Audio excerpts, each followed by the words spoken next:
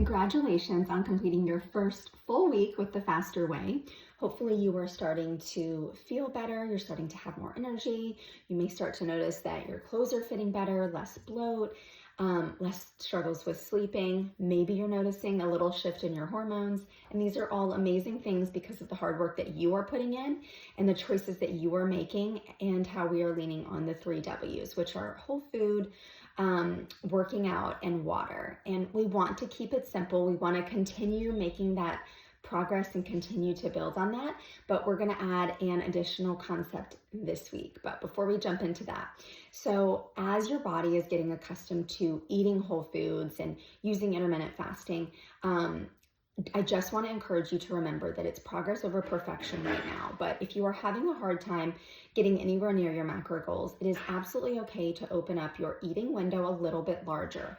So you can add an extra hour so that you can get closer to those macro goals. And it is very normal as you are getting started with this to not be able to hit your macro goals in the beginning, because as your body transitions to those single ingredient whole foods, they are typically much more nutrient dense. So you may feel more full than you would if you were eating processed foods. And the important thing to remember about why we do this is that processed foods are actually engineered to make you overeat, because they typically cause blood sugar crashes, cravings, fatigue, whereas whole foods are packed with vitamins and minerals and fiber, all of those antioxidants that your bodies need for hormone balance, for digestion, for recovery, all while keeping your blood sugar really stable, which helps with your energy. So you're probably starting to notice that now. And as we continue on this week, you're going to see it even more. Again, whole foods keep us very full, very satisfied. And that's what we want to focus in on. So again, progress over perfection, but we want to continue to strive to hit those macro goals. And speaking of macros, we're going to dive in just quickly into what the macronutrients are.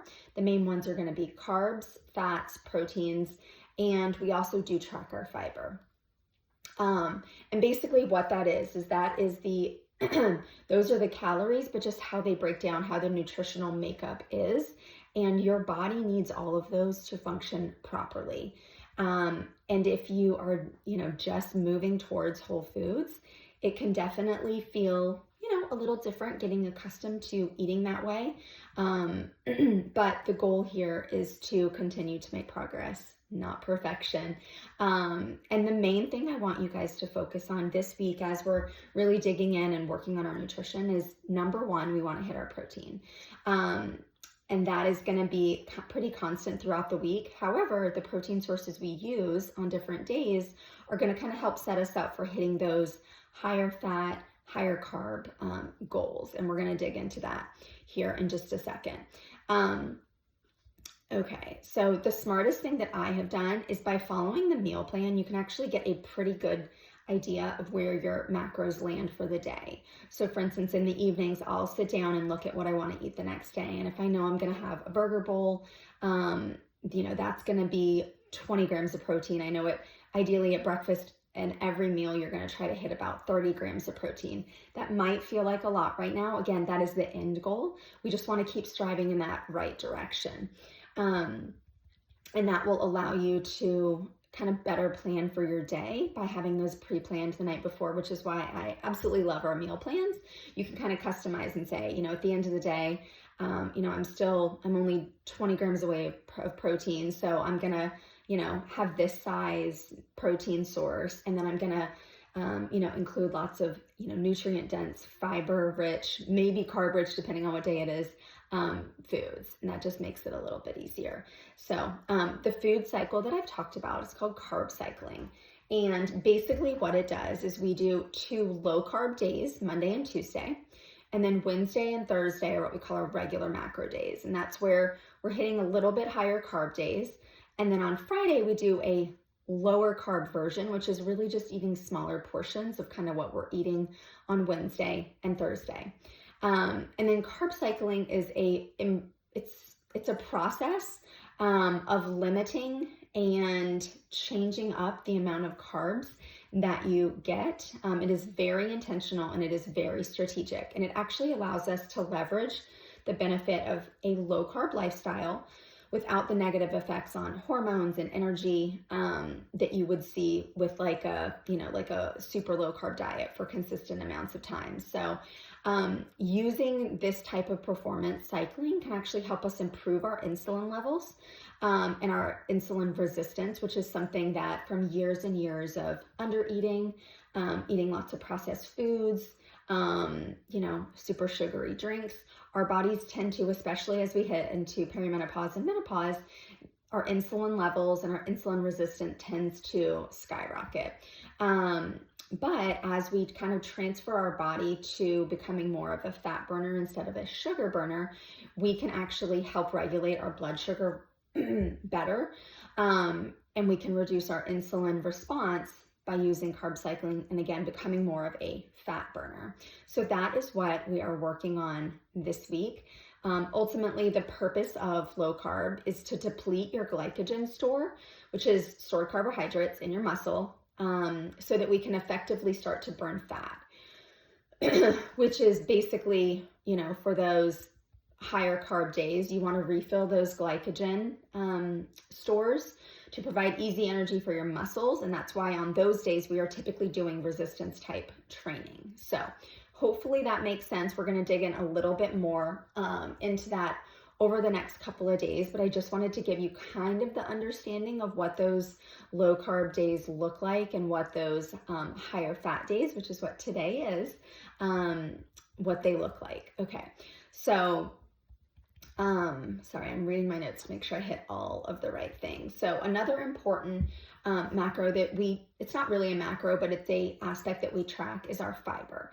And if you think about the average American diet, we are usually grossly under consuming fiber. And as a minimum, everybody should be consuming 25 grams of fiber every single day. Not just for your digestion, but for your hormone balancing, for your energy. Like this is key. And one of the things I noticed when I first started the Faster Way was I was nowhere near consuming the amount of fiber that I needed. And as I've increased my fiber, I have found that I'm more full and more satiated. My body just feels like it's functioning better. And that is one that I absolutely love. That is a non-negotiable for me, is to hit my fiber. Now, sometimes in the beginning that is hard. And one of the ways that I kind of hit that consistently is by starting my day with a chia seed pudding. So I will send over a recipe this week for a chia seed pudding, which I absolutely love. Obviously there's tons of them in the Faster Way meal plan as well that you guys can customize, but that is one that I just bought some small glass jars and I just leave them in my fridge and they're just there all the time. So, again, as we are transitioning from a sugar burner to a fat burner, you may notice that, you may have a headache, you may be, feeling a little different as we're going through this. That is okay. It is definitely, normal to feel this way until your body makes that transition. And I promise, as you start adjusting to this way of eating, you will feel pretty consistent across the whole week. But right now, especially this week, as we're really dialing in our nutrition, keep your hydration high and just know that we're really working on healing your metabolism from years of probably under eating, not eating the right macronutrients, and just not, fueling our body correctly. So the goal here is really to have a flexible metabolism so that whatever foods you kind of are consuming, your body can handle and process correctly. So, just thinking through what some low carb meal options are. Obviously, you can always go into your Faster Way app and you can search. I prefer right now, especially as you guys are just getting into everything, is to just use the stuff that's on the meal plan. However, there's a couple of things that I keep on standby, especially for my higher fat, lower carb days. And those are hard-boiled eggs. If you're on the go a lot, you can absolutely do like the tuna packets. Avocados are great. Beef jerkies, as long as they're clean and not super processed, like I wouldn't do a teriyaki one, are great as well. You can also do nuts. Just in moderation, you want to make sure that you are measuring those out. Nuts are a really easy one to underestimate how much you're eating. And because they are so high fat, you just want to make sure you're on that. In regards to protein sources, I would lean towards a ground beef. salmon, chicken thighs are great, pork is good. If you're a vegetarian, you can obviously do tofu, you can do some of those as well. But those are going to be really good sources of protein that tend to be a little bit higher fat and lower carb. And again, those fit in on Monday and Tuesday. You can eat real bacon as well. So that's an exciting win for most of us. So, sorry, I just want to make sure I hit all the things. So if you have questions, or if you want me to give specific examples of how I'm eating, what I'm eating, if you're struggling with, specific pieces of your nutrition, please do not hesitate to reach out. I'm happy to share. Again, I've been on this program for many, many months now. So I'm kind of, I kind of have a meal rotation where I have about 2 weeks worth of meals that I just kind of cycle through over and over again. That allows me to not get tired of, what I'm eating, but not having to overthink everything as well. And I'm happy to share that. So, okay, let's see. Sorry, I should make sure I'm doing that. I do want to just jump in a little bit. And if you haven't yet tried one of our workouts, I would encourage you to do one this week. And again, our workouts kind of correlate with where we are in our carb cycle. So you'll notice that we have the higher intensity workouts on our higher fat, lower carb days. And then as we progress into the week and get to our regular macros where we're eating a little bit more carbs, we're going to be really doing some weight training. And ultimately, the reason that we want to do this is we want to improve our body composition. We want to help set ourselves up for success as we continue to age. But overdoing the high intensity is probably what got many of us into this place where we're having a hard time. We may be stressing ourselves. So we really limit our high intensity to a maximum of 2 days a week. I actually sometimes pare it down to only 1 day a week, and then I'm out and I try to walk and do something else, just because I do have high cortisol and I tend to be very sensitive to stress. So many of you guys may fall into that category as well. And then for me, I actually have never done weight training really before. And I have absolutely loved incorporating that. What I would encourage you to do is really focus on your form first. This is what I did. Don't worry about picking up heavy weights. Even if you're using like body weight only or very light weights, just as you're getting the form down, it is very important that you have that form correct so that we're not injuring ourselves. If you don't know how to do a move, you can actually scroll down and there's explanations of all of it. Again, I'm happy to help as well. And it's super helpful. So I would encourage you to at least get one workout in this week. If you're busy and stressed and all the things, I know it's not super fun to wake up early, but I have come to the point where I love getting up earlier in the morning and having my workout done, schedule some time, schedule during a lunch break, schedule it in the evening. Try to get one workout in just because I do think it is super helpful. And the way that our workout plan goes, again, it's preloaded for you. All you have to do is open the app. Is typically Monday is high intensity. Tuesday is also high intensity. Wednesday is typically a total body workout. Thursday is typically your upper body. And then we have our leg days on Saturday. And one of the things that was really great to me about the way that our workout plan is structured is we also have intentional active recovery and rest days. So we're not saying that you have to be on the go doing all the things all the time. Your body does need rest to recover and to get your metabolism and to get all of your bodily functions into check. So don't skip those. That doesn't mean you can't move. It just means we're not actively doing anything. Ideally, we do want to be increasing our movement. I do strive to hit 10,000 steps a day. Sometimes it's easier, sometimes it's not.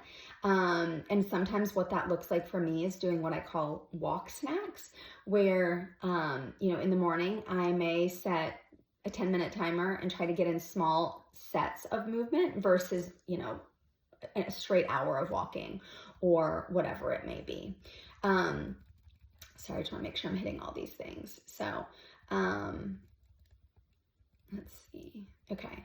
So, just as we're thinking through how we're eating this week, again, a couple of things that we tend to try to avoid.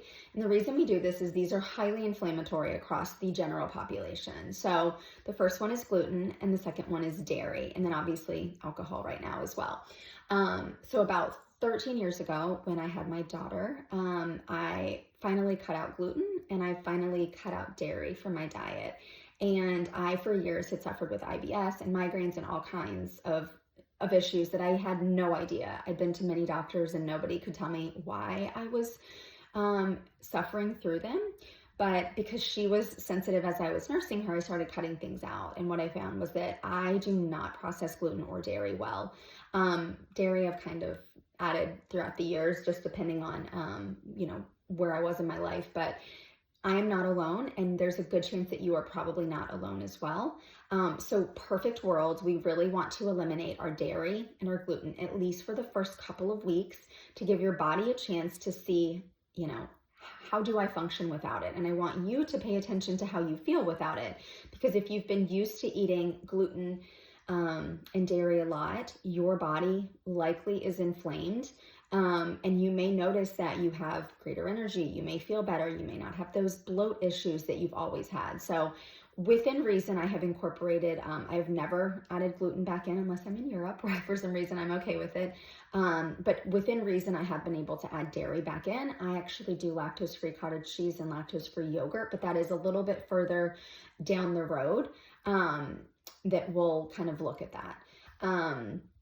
So goal here is we're going to try to cut out as much dairy and as much gluten as possible. Again, progress over perfection, but it's a great way to kind of give your body a chance to see how you feel without those two very highly inflammatory food groups. Okay, so I gave you guys a lot of information, but hopefully it was all very helpful. And I'm going to continue to drop a couple more of these trainings through this week as we dig in a little bit more on our nutrition. But I'm so excited for you. I'm so proud of all of the progress that you have made. And don't forget, I am here for you. I want to hear from you as much as possible. Please don't hesitate to text with questions. Feel free to, I'm happy to hop on a call. I love voice texting. So if you have specific questions, you need specific help, I am here completely to support you. Also, again, don't forget to be getting on your app. Track your water, track your macros.